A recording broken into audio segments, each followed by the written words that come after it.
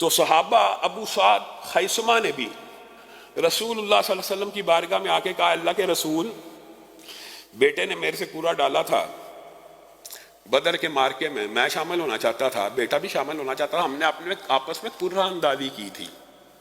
یہ صحابہ ہیں، ہم نے آپس میں قرآن اندازی کی تھی. بیٹے نے کہا تھا میں نے لڑنا ہے، میں نے کہا تھا میں نے لڑنا ہے. فیصلہ یہ طے پایا کہ قرہ اور پرچی نکال لیتے ہیں، جس کا نام آ جائے گا وہ چلا جائے گا. اللہ کے رسول بیٹے کا نام آیا تھا، وہ بدر میں شہید ہو گیا. اب میں نے خواب دیکھی ہے، رسول اللہ صلی اللہ علیہ وسلم کے سامنے سنائی گئی خواب، اور رسول اللہ اس کی تعبیر کریں اور اس کو نہ ٹوکیں، وہ بھی حجت ہوتی ہے، شریعت ہوتی ہے. ابو سعد خیثمہ نے کہا اللہ کے رسول میں نے اپنے بیٹے کو دیکھا ہے، وہ جنت میں چلتا پھرتا ہے، بڑے خوش لباس ہے اور بڑا خوشی میں ہے، اور کہتا ہے بابا جنت میں ہر چیز ہے، آپ کا ساتھ نہیں ہے، اب آ جائیے، دل اداس ہے، اب آ جائیے. اللہ کے رسول اب احد کے اندر آپ نے مجھے نہیں روکنا، اب احد کے اندر میں نے شامل ہونا ہے، اور میں چاہتا ہوں میں اپنے بیٹے سے مل لوں. بتائیے رسول اللہ صلی اللہ علیہ وسلم نے اس کی یہ خواب سنی اور اس کو اجازت دی، اور اللہ رب العزت نے انہیں شہادت کی مرتبے میں سرفراز کیا، اور باپ بیٹا جنت میں آپس میں مل گئے. یہ ایک مقام ایسا شہادت کا جس سے انسان فی الفور جنت میں داخل ہو جاتا ہے. اور زندگی، اگر زندگی کو آپ سمجھیں تو رسول اللہ کی ایک حدیث انسان کی عقل کو ٹھکانے لگا سکتی ہے. دنیا ملعونۃ وملعون ما فیہا، دنیا کی ہر چیز لعنت شدہ ہے.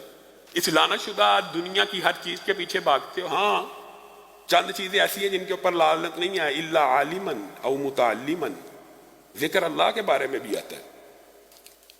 عالم کے اوپر لعنت نہیں ہے، جو دین کا طالب علم بن جائے اور اس کے بعد لوگوں کو ابلاغ کرنا شروع کرے، اس دنیا کے اندر اس کے اوپر لعنت نہیں ہے. یا جو دین کا صرف طالب بن جائے چاہے عالم نہ بنے، اس کے اوپر بھی لعنت نہیں ہے.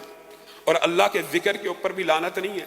اور چوتھی چیز، جو ان تین چیزوں کی طرف انسان کو لے کے جائیں، صرف ان کے اوپر لعنت نہیں ہے، باقی دنیا کی ہر چیز لعنت شدہ ہے.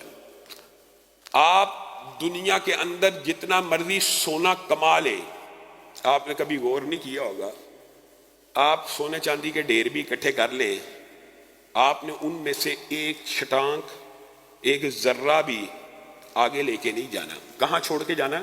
اسی دنیا میں. اسی لیے بعض محدثین نے، فلاسفرز نے، اسکالرز نے یہ بات لکھی کہ اس زمین کی پیدائش کے وقت جتنا سونا اس زمین میں تھا، کل قیامت کے دن تک اتنا ہی سونا زمین میں رہنا. چاہے اس کی ملکیت انتقال کے ساتھ، یعنی ملکیت آج ایک بندہ سونے کا مالک بن گیا، کل کسی اور نے بن جانا ہے، پرسوں کسی اور نے بن جانا ہے، 100 سال بعد اس کا مالک کوئی اور ہوگا. لیکن جتنا سونا اس زمین کے اوپر ہے، نہ اس میں رتی برابر اضافہ ہونا، نہ کمی ہونی ہے، سارا کچھ زمین میں رہ جانا ہے. اس چیز کے پیچھے بھاگتے ہو. ہاں اچھا رزق کمانا، حلال رزق کمانا، اس کے لیے تگ و دو کرنا، جو پہن لیا وہ سیدھا کر دیا، وہ آپ نے اللہ کی نعمت استعمال کر لی. لیکن اگر آپ سونے چاندی ہیرے جواہرات کے بارے میں سوچیں تو ان میں سے بھی آپ کی بچت اور سیونگ یہ نہیں ہے کہ آپ اپنے پیچھے کتنا چھوڑ کے جا رہے ہیں، اس کے اندر بھی آپ کی سیونگ اور بچت یہ ہے کہ آپ نے اپنے لیے آگے کتنا بھیجا ہے، آگے کتنا بھیجا ہے. بچت تو یہ ہے کہ آگے کتنا بھیجا ہے، بچت یہ ہے کہ پیچھے کتنا چھوڑ دیا. کیا پتہ آپ کا بیٹا، آپ کی بیٹی یا آپ کی بیوی 1 سال آپ کو یاد کرے، 2 سال یاد کرے، 3 سال آپ کے لیے، اس کے بعد وہ اس پیسے کو جیسے چاہے خرچ کرنا شروع کر دے.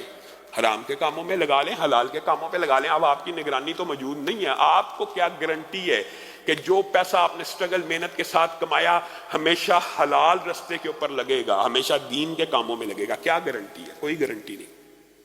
اسی لیے اپنی زندگی کے اندر نیکی کے وہ اعمال کرنے چاہیے کہ جس سے انسان کے دل کے اوپر اطمینان قلب نازل ہو، اطمینان اور سکون ہو. اللہ یہ کمایا ہے، یہ تیری بارگاہ میں بھیج دیا ہے، اور انشاءاللہ انسان ایک رائی برابر بھی، قرآن کی آیت ہے، رائی برابر بھی نیکی کرے گا، پالے گا.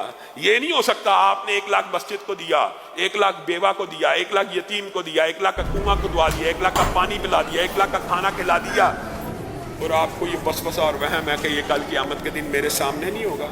رائی برابر عمل بھی جس دن سامنے لایا جائے گا تو یہ تو نیکیوں کے پہاڑ بن کے آپ کے سامنے آئیں گے. ایک کھجور جو خلوص نیت کے ساتھ اللہ کی رضا کے لیے حج کی ہوگی، اللہ تعالیٰ اس کی پرورش کرتا کرتا کتنا بڑا کر دے گا، احد پہاڑ جتنا. تو اتنی بڑی نیکی. آپ یہ سمجھتے ہیں کہ آپ نے جو پیچھے چھوڑ دیا وہ دولت کے انبار ہیں. حقیقت یہ ہے دولت کے انبار وہ ہیں جو آپ نے آگے بھیج دیا اپنے مستقبل کو بہتر کرنے کے لیے. کس زندگی کے لیے؟ ارب ہا ارب، کروڑ ہا کروڑ سال کی زندگی کو درست کرنے کے لیے.